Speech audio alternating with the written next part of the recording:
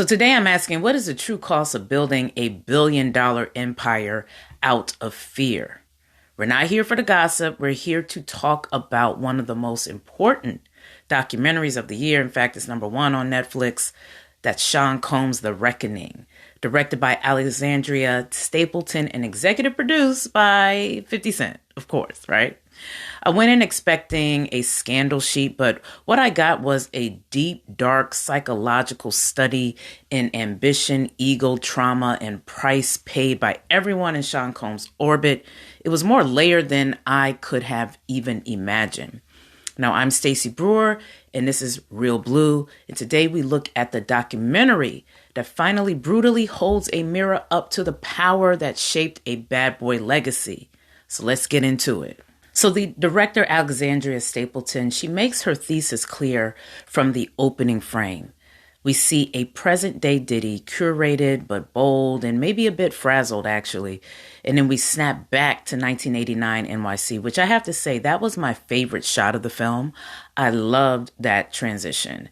But with the documentary, to me, it says, if you watch closely with that transition, that these two men, Sean now and the Sean then, are really the same person. And a core question arises: what happens when a kid that's fatherless and surrounded by danger at times becomes the most powerful force in hip hop? The filmmakers thankfully weren't chasing clicks with this. They chased psychology and the truth. We hear from childhood friends and early mentors, and a blueprint in essence emerges. Although there were some figures I missed, like where is Farnsworth Bentley? Where is Lorianne Gibson? I mean, many viewers want to hear from them as well. But back to Sean, aka Diddy, if you will. But if you grow up fearing powerlessness, you perhaps then chase dominance. In fact, there was a part in the doc where he is heard comparing himself to Jesus. So he is perhaps showing himself to have a serious God complex. Because here is the thing: if your father disappears violently, perhaps you build your identity around never being helpless again. This is where the story of his mother even comes in. The documentary doesn't blame her, but it provides the context of toughness. It even implied perhaps there was abuse towards him, hinting at the seeds of insecurity and the need for control that were planted in a young Sean. This is not a man who was ever taught how to be vulnerable, perhaps. One friend even pointed out that he lacked a father figure growing up, so he did not learn those life skills per se from a man in the house.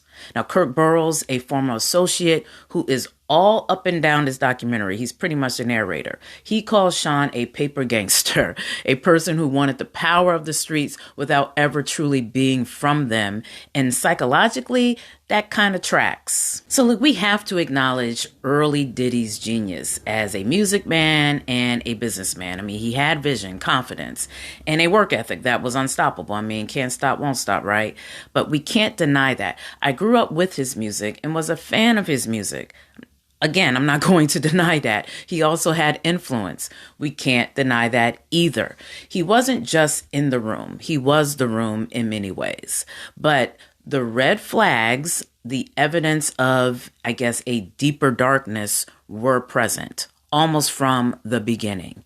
We see the earliest signs of this recklessness and aggression with that City College incident that tragically cost the lives of many, and the early accusations of a violation from Joy Dickerson-Neal. Again, a claim he denies, but all of that is there. Then you have the documentary marks a pivotal fracture in his persona with the story of the wrist incident, whether it was self-harm or the result of a violent rift with allegedly Kim Porter, the mother of 3 of his children. It forced him to seek medical treatment. And this exposure to prescription painkillers allegedly became the gateway to addiction, allegedly, according to one of his former associates. This is a critical point, as this associate claims that prior to this, Diddy apparently never drank, nor did he ever take substances. So it was here that, I guess you can say, the armor truly cracked and something darker took hold of Sean Combs, allegedly. And then we hit the turning point, the Tupac and Biggie era. This is where the documentary gets heavy, heartbreaking, and where the implications are damning, to say the least. I mean, the film meticulously lays out the case that Diddy may have been involved in the death of Tupac and was at least reckless when it came to the death of Biggie. Now, note, Diddy has denied having involvement in both tragic deaths.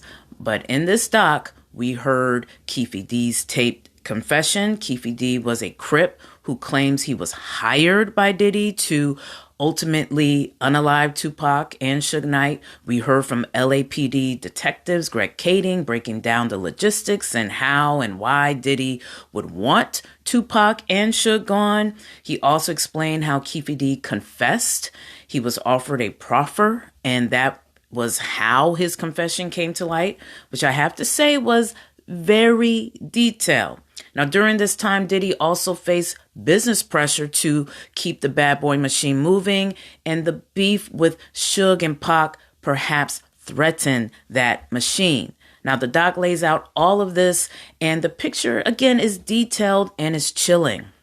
Now, an emotional gut punch also comes from Biggie's mother, Miss Wallace, who states via an older clip that Suge Knight and Diddy created the circumstances that led to her son's death, Biggie's death.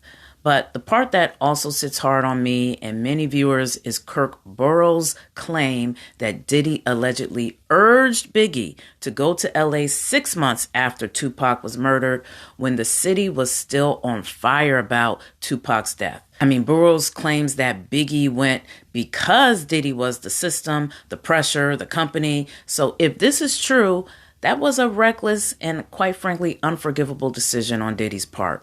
Now, note that Diddy denies encouraging Biggie to go to LA. He actually says it was the opposite, that he actually discouraged that trip. Now, the documentary then transitions into the stories of the women, his official girl, or girls, they call it. We have Cassie, Kim Porter, Misa Hilton, J-Lo, and others. And the pattern is stark. I mean, you have young, isolated, and emotionally or financially dependent women, with, I guess, the exception of J-Lo. And I would also add Misa to that. I mean, to me, both of them were pretty independent. But the crucial shift in framing here is that it's not why didn't they leave, but look at the system he built. I mean, Cassie was 19 when she met Diddy, and he was in his late 30s, and she was under a 10-album deal with Bad Boy. This was not a situation where she could just walk away. And the trial showed that. I mean, her well-being was allegedly in jeopardy whenever she would try to leave this relationship. She often allegedly faced physical abuse, and some have claimed that Kim Porter also may have faced physical abuse. Now, Diddy denies being abusive outside of the one incident we saw with Cassie at the hotel. But Diddy's influence on his girlfriends was clear.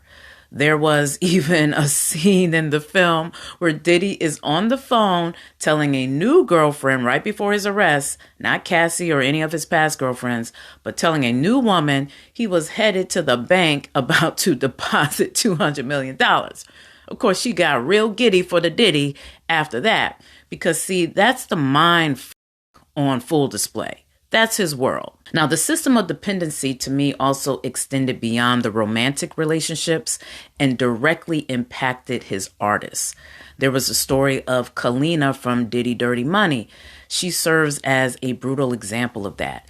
I mean, Kalenna recounted asking Diddy, her billionaire former employer, for a modest $5,000 loan to pay for a lawyer in a crucial child custody battle, a desperate personal need. Diddy refused the request, leaving her hurt and vulnerable.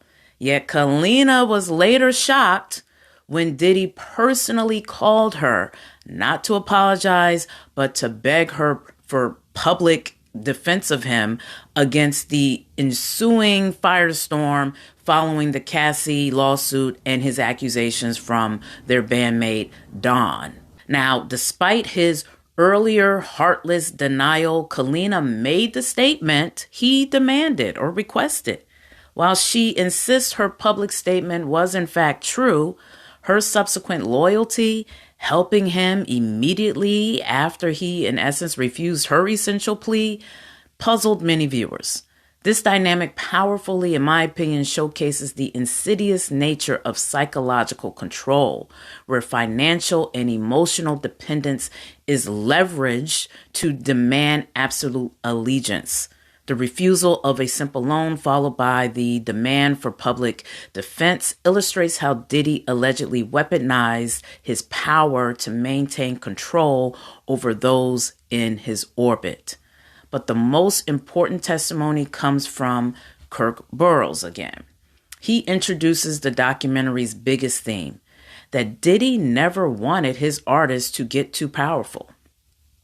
Why? Because money equals independence, and independence equals power, and power threatened him. When you look at the outcome of many bad boy artists, many are broke, addicted, dead, or abandoned. Burrows suggests that that's not a coincidence. That's the bad boy culture. It challenges the entire idea that bad boy was built like a Motown.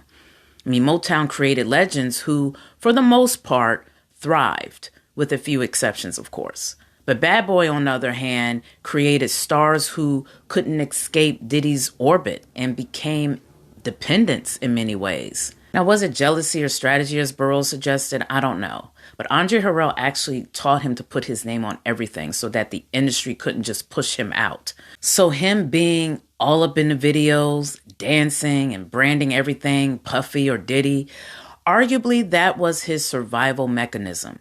Look at Dame Dash and how he was pushed out of Rockefeller. He too has learned since then to put his name on everything and to add to the creativity. But to Kirk Burrows' point, the insecurity behind these type of choices may still in fact be undeniable. But it's complex. Being a successful Black executive in the music industry does take serious strategy, and Diddy mastered that, in my opinion. Now, the final section of the film addresses the stunning legal outcome. The documentary interviews two jurors from the case to explain perhaps the public confusion. They didn't let Diddy off the hook morally per se. They just didn't simply see legal trafficking during the case. They saw, for example, in Cassie, an abused woman who chose not to leave, not a traffic victim who could not leave. Now, perhaps they were asleep when the expert explained during the trial why Cassie was under psychological control.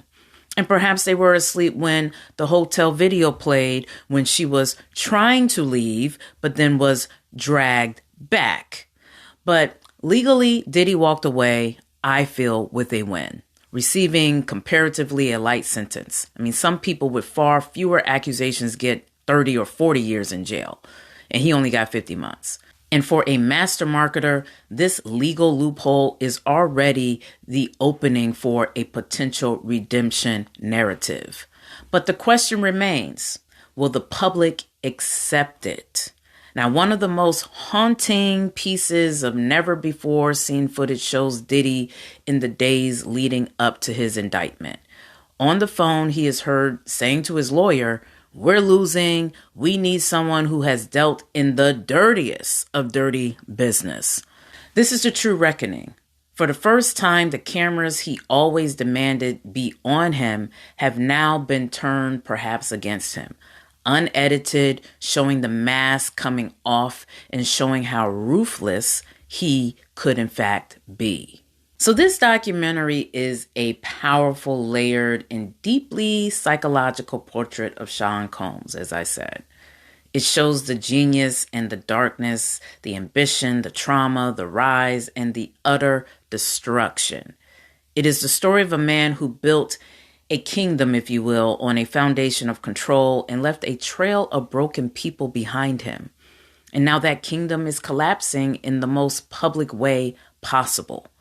Whether this is the end of the story or just another reinvention, time will tell. But the film makes one thing absolutely clear. The hunger for power shaped everything, including Diddy's legacy. So I want to hear from you. Did this documentary change your view of Sean Combs? Let me know in the comments. Now, if you like deep dive analysis like this on music, on film, and culture, hit that like button and subscribe for more videos like this. I'm Stacey Brewer. This has been Real Blue, and thank you for watching, and I'll catch you in the comments. Peace.